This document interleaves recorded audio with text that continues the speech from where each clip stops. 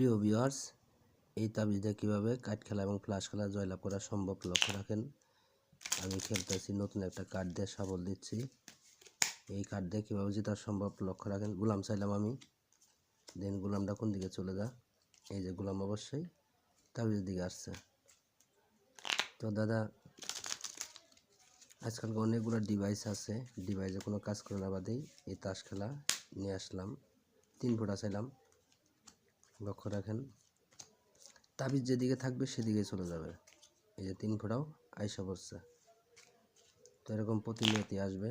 তো দাদা, যারা তাস খেলা ছাড়তে পারে না শুধু তাদের জন্য ভিডিওটা আবার লক্ষ্য রাখেন।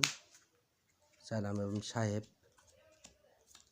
চাইছি, লক্ষ্য রাখেন সাহেব কোন দিকে চলে যায়। এই যে সাহেব আইসা পড়ছে।